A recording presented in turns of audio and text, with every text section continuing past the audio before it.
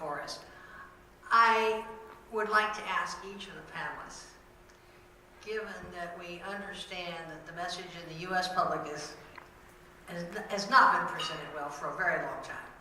I remember when NAFTA was first going into operation, the Canadians used to go around town and say, there's a secret, but nobody in Washington knows it. NAFTA is working. But for some reason, the Americans don't want to talk about it. Now, because the understandings have been so bad in the public, we have an incoming president who has used the argument reflecting public opinion as a wedge issue in getting elected. He may be open to some arguments that you all have presented. If you had 15 minutes to talk to Mr. Trump, what would you tell him? Or a tweet.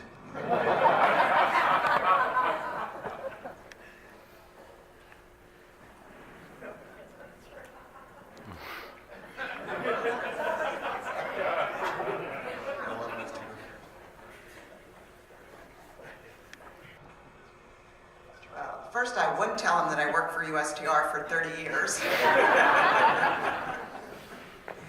I think one of the points that Ken made earlier, that's why I thought he'd go first, is, let's look at the facts and let's have a review and let's look at what these agreements do and what they don't do. One of the unfortunate things about TPP, for example, is that it was concluded in the middle of a presidential campaign season. That was not the plan. We were going to conclude it a lot earlier, but we were great negotiators and we knew the deal that was on the table 2 years earlier wasn't one we were prepared to take home. So we waited, okay? We got the good deal, but unfortunately the timing was really bad, and TPP kind of became the manifestation of everything that was wrong with trade and wrong with globalization. So when people, were on the floor of, the various campaigns with their, anti-TPP posters, if you asked anyone what was in TPP, no one really knew and no one really cared. And so I think what I would recommend is we take a step back, we look at what's in this agreement, what's not in the agreement, we look at what's going on in the Asia-Pacific region and where it may be headed and where it may be headed with us or without us. And then we also look, as Annabelle was saying, let's look at, the displaced workers and, the people who may be left behind in this, and let's find the appropriate policies to address their valid concerns, but recognizing not doing the TPP is not the answer. It's not going to help them. Who's going to follow? Oh, well, thank you.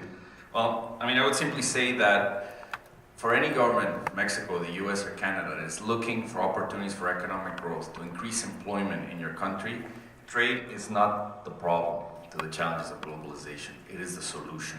It is the mechanism that will help us to grow the economy, because the majority of the customers of the world are outside of North America. And that's a realization that we have to understand. And we have to understand the history, that throughout history, countries that have opened up to trade have prospered. And those who haven't have not. So there's important historical lessons there. The second thing I would say to an administration coming in and wanting to look at both the operation of the government as you would to a business. Mexico and Canada are your top customers. We are your top clients.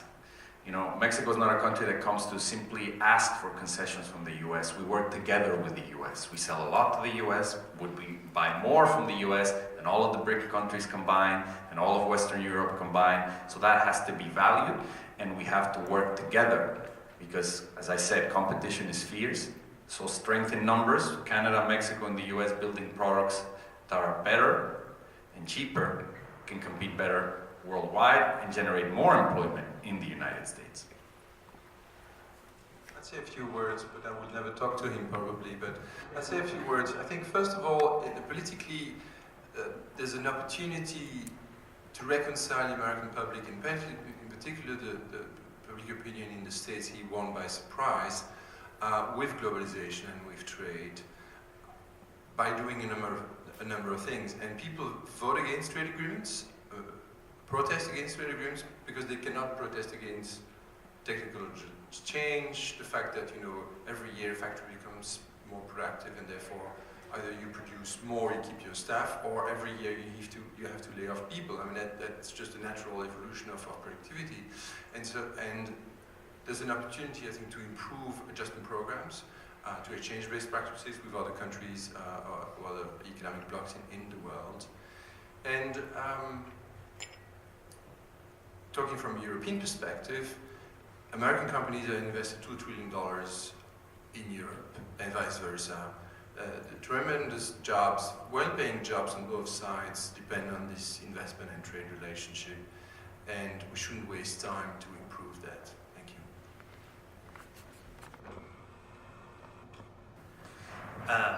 Yeah, I mean, in some ways I would follow the theme from my neighbor here about competition being fierce. I mean, I think, in a lot of ways, in the Africa context, I would welcome a new lens on from a number of fronts, right? A strategic lens.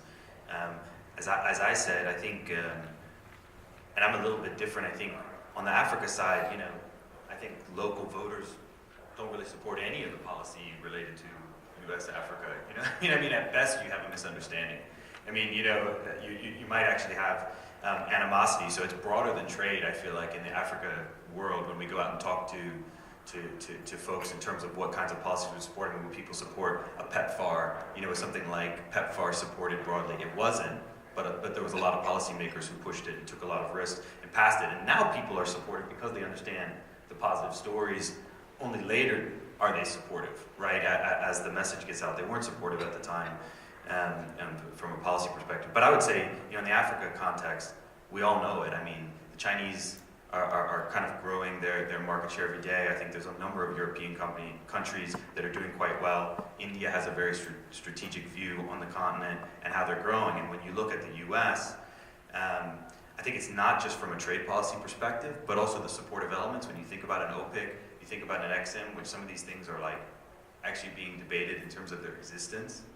And in reality, we're still so slow in terms of execution. Right, when I was in the infrastructure space and we would compete with the Chinese, most of the time we would lose based on timing, right? Chinese are going to be able to sign and deliver a road in less than 2 years. You have a sponsor from the U.S. saying, I may or may not be able to get priority timing at OPIC or XM. Stick with me. I'm going to have another year of this, cobbling together the financing, and another year of other things. These are folks that are also trying to win elections in their local constituencies, and the difference between 4 years and 6 years is losing, And so I think competition is very fierce, and I'm not sure that's the mindset that we've taken. And so we've taken kind of this different mindset, antagonistic towards a lot of these tools.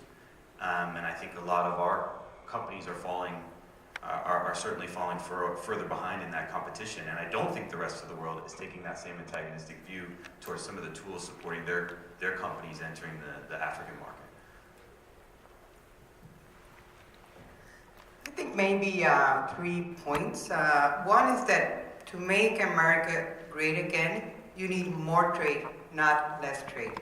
The second point is that trade is not a zero-sum game. Particularly in the world today. It's not that country A exports its own cars, where each and every part of the car is made in country A, to country B. And then there's this question between the cars from country A and the cars from country B. Trade doesn't work like that in the world today. And the third point is that there's a very valid point in being concerned for those who are either losing from trade in specific communities, in specific regions, or those who have not been able to connect to the benefits of trade. So the question there is more, what is the best instrument to achieve that objective? Trade is not your best instrument to achieve that objective, because even if tariffs are raised on imports of a particular country, probably that manufacturing plant will not come back to your region. Or if it comes back, it will be done, in many cases, most of the processes will be done by robots and not necessarily by all of these people that you were thinking of. So think about the policies that will actually address some of those concerns and work very actively to implement those policies.